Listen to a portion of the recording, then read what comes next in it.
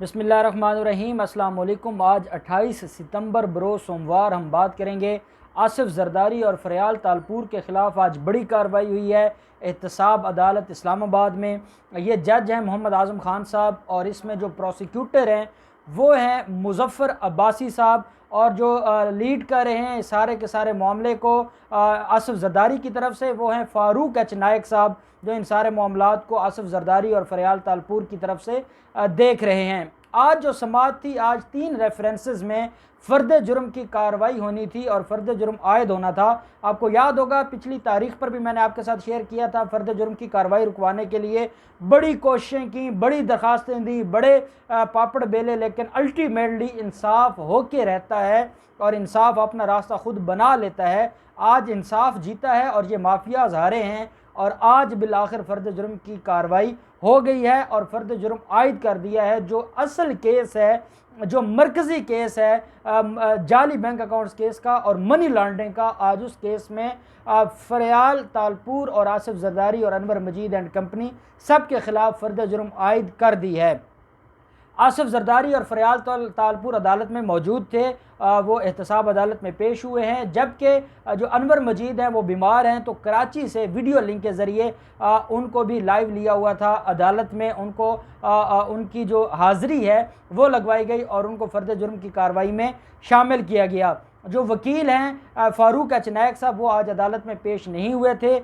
उनको ये लगा था कि वो सुप्रीम कोर्ट में एक मैटर है, सिंध हाई कोर्ट की एक सिंध हुकूमत की एक अपील है, उसकी समाअत थी सुप्रीम कोर्ट में और वो वहाँ पर मसरूफ़ थे। और जो वकला हैं, जो एसोसिएट्स हैं फ़ारूक एच नायक साहब के, उन्होंने अदालत से गुजारिश की कि आज वकील साहब मौजूद नहीं हैं और आप आज फ़र्द जुर्म की कार्रवाई को रोक दें, जिसके ऊपर बताया गया कि हमने फ़र्द जुर्म वकील का नहीं लगाना, हमने फ़र्द जुर्म लगाना है मुल्ज़मान के ऊपर और मुल्ज़मान अदालत में मौजूद हैं, तो वकील साहब मौजूद हों या ना हों उसका कोई फ़र्क नहीं पड़ता और आज अदालत फ़र्द जुर्म की कार्रवाई करेगी और आज फ़र्द जुर्म लगेगा। दूसरी जो एक अहम डेवलपमेंट हुई है और वो जो मैं आपके साथ शेयर करना चाहता हूँ वो है इस्लामाबाद हाई कोर्ट में जो इनकी 3 दरख्वास्तें खारिज हुई थी, उन 3 दरख्वास्तों के ऑर्डर्स को चैलेंज किया है इन्होंने इस्लामाबाद हाई कोर्ट में। और इस्लामाबाद हाई कोर्ट से इस्तदा की है कि ना सिर्फ तीनों रेफरेंसेस खारिज किए जाएँ, बल्कि जो बरीयत है मुल्ज़मान को उसमें बरी कर दिया जाए, क्योंकि जो जाली बैंक अकाउंट्स केस है या मेगा मनी लॉन्ड्रिंग के केसेस हैं उनकी जुरिस्डिक्शन नहीं बनती, जो नैब है नैब के दायरे इख्तियार में वो नहीं आते।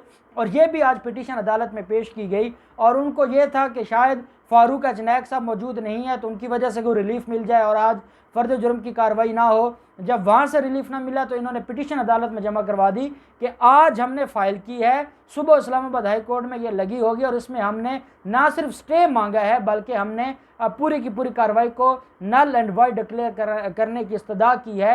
तो जब तक उस पिटीशन का फ़ैसला नहीं होता तब तक फ़र्द जुर्म की कार्रवाई नहीं होनी चाहिए।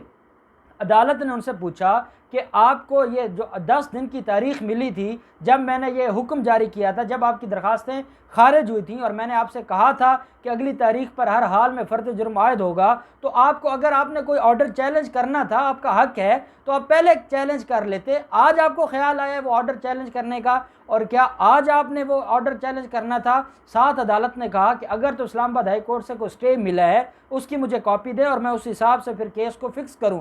अगर स्टे नहीं मिला तो खाली पिटीशन की बुनियाद पे तो मैं कार्रवाई जो आज रोकने वाला नहीं हूं, आज फ़र्द जुर्म लगेगा। आसिफ जरदारी ने कहा अदालत से कि जनाब जब मेरे वकील मौजूद नहीं है तो फ़र्द जुर्म कैसे लग सकता है, जिसके ऊपर जज आज़म ख़ान साहब ने कहा कि आप काफ़ी इल्म वाले हैं और आप जानते हैं सारी चीज़ों को और आप ये भी कहते हैं कि आपने काफ़ी दफ़ा इन चीज़ों को फेस किया है, तो आपके इल्म में ये भी होना चाहिए कि जब फ़र्द जुर्म की कार्रवाई लगाई जाती है तो उसमें वकील का कोई काम नहीं होता। अदालत वो कार्रवाई पढ़ती है कि आपके ख़िलाफ़ ये एलिगेशन है और आपने जवाब देना होता है, या आपने उसको तस्लीम करना होता है या आपने उससे इनकार करना होता है। आपका इनकार वकील आके नहीं करेगा बल्कि आप खुद अपने मुंह से बोलेंगे, तभी आप लोगों को अदालत में बुलाया जाता है। तो अदालतों ने वकीलों का इंतज़ार नहीं करना होता, अदालत ने कानून के मुताबिक कार्रवाई को देखना होता है और आज हर हाल में फ़र्द जुर्म आयद होगा। और फिर अदालत ने मेगा मनी लॉन्ड्रिंग केस में फ़र्द जुर्म आयद कर दिया मुल्ज़मान के ऊपर। और जब उनसे पूछा गया कि आप इन सारे के सारे जो इल्ज़ामात है आपके ऊपर, क्या आप इनको तस्लीम करते हैं? तो पहले आसिफ जरदारी ने कहा कि जी मैं तस्लीम नहीं करता, और फिर फरियाल तालपुर ने सेहत जुर्म से इनकार किया। साथ उन्होंने ये भी कहा कि हमारे ख़िलाफ़ ये जो केसेस हैं ये गलत तौर पर बनाए गए हैं, ये हमारे ख़िलाफ़ गैर कानूनी केसेस हैं, ये सिर्फ़ और सिर्फ हमें सियासी इंतकाम का निशाना बनाया जा रहा है।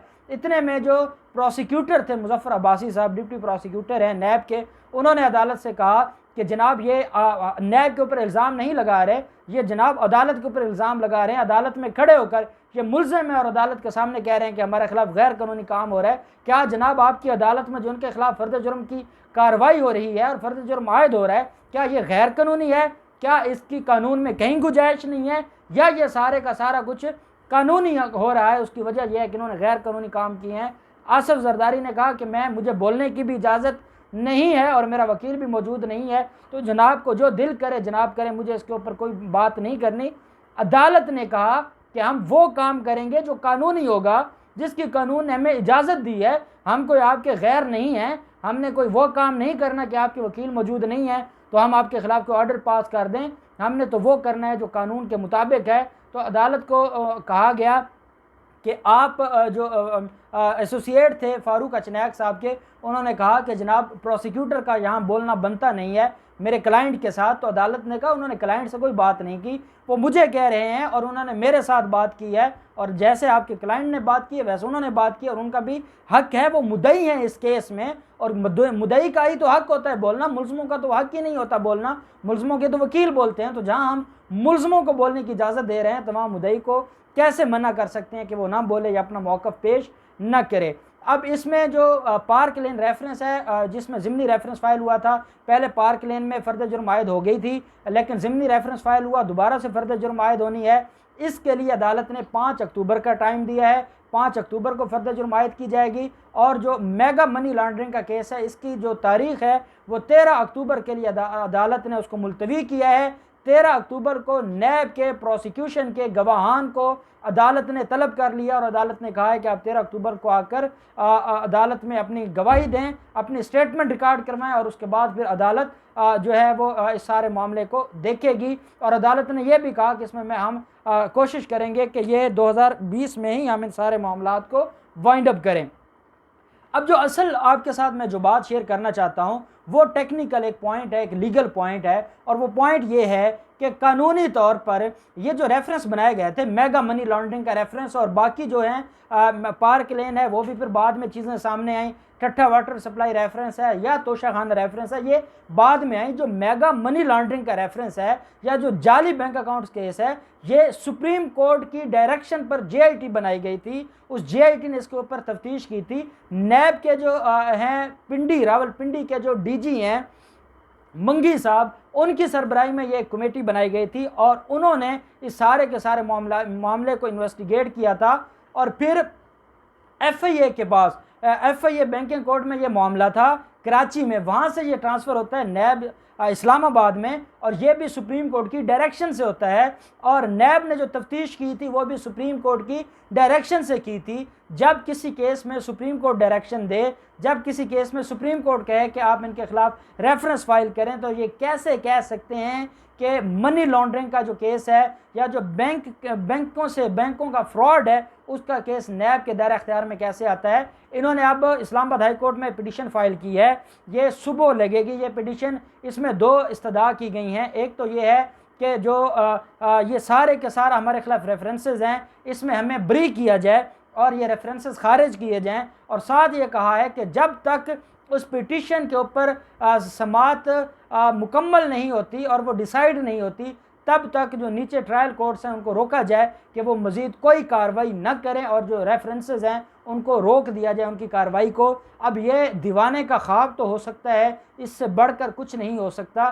ट्रायल कोर्ट को क्रिमिनल लॉ में, सिविल लॉ में स्टे मिल सकते हैं। सिविल लॉ में अदालतें, जो सुपीरियर कोर्ट है वो इन्फीरियर कोर्ट को रोक देती है कि आप इसमें कार्रवाई रोक दें जब तक ये अपील का फ़ैसला नहीं होता। लेकिन जो क्रिमिनल मैटर्स हैं, क्रिमिनल मैटर्स में कभी भी जो 90% जो इसमें रेशो है वो ये है कि कभी भी नहीं रोकी जाती कार्रवाई जो इन्फीरियर कोर्ट्स की होती है या जो ट्रायल कोर्ट की कार्रवाई होती है। अब इन्होंने बेसिकली आज की तारीख हासिल करने के लिए ये एक ड्रामा रचाया था। एक फारूक चनैक साहब का बहाना था और एक इस्लामाबाद हाई कोर्ट में पिटीशन का बहाना था, लेकिन वो दोनों बहाने ना चले और अदालत ने जो मेन केस है उसमें फ़र्द जुर्म लगा दी। अब क्या अदालत इनकी जो तीनों रेफरेंसेस हैं वो ज़माना जो बरीयत है क्या उनको बरी करती है? अदालत क्या इनकी जो इस्तदा है कि जो हमें इसमें स्टे ऑर्डर दिया जाए क्या वो उसको मंजूर करती है या नहीं करती? ये तो सुबह पता चलेगा। इस्लामाबाद हाई कोर्ट में मुझे लगता है कि ये चीफ़ जस्टिस अतर मिनल्ला साहब की सरबराही में बेंच बनेगा और ये उन मामलात को देखेगा। या ये भी हो सकता है कि क्योंकि ये नैब से रिलेटेड मैटर है तो वो जो पहले मोहसिन अख्तर कियानी साहब वाला बेंच है जो नवाज शरीफ के मामलात को सुन रहा है, तो वो बेंच इस केस की समाअत करे। एक बात ज़रूर है कि जज आज़म खान साहब ने और डिप्टी प्रोसिक्यूटर नैब मुजफ्फर अब्बासी ने इतना टफ टाइम दे दिया है कि मुल्ज़मान ने दौड़ें लगाई हैं और भागकर इस्लामाबाद हाई कोर्ट पहुँच गए रहम की भीख मांगने। उनको पता है कि जज आज़म खान साहब जिस तरीके से देख रहे हैं और नैब प्रोसिक्यूटर जिस तरीके से केस को चला रहे हैं, ये तो अगले 3 माह में केस डिसाइड हो जाना है और मुजरमों को मुल्ज़मों को सज़ा हो जानी है और मुल्ज़म सज़ा याफ्ता हो जाने हैं। इसलिए ये चाहते हैं कि हम इस चैलेंज करें ताकि हमें टाइम मिल जाए और हालात को बेहतर हो जाएँ, आगे को हुकूमत के हालात बेहतर हो जाएँ, हुकूमत को ब्लैकमेल करने में या किसी तरीके से कामयाब हो जाएं या इदारों के साथ ये को अपने मामलात सीधे कर लें।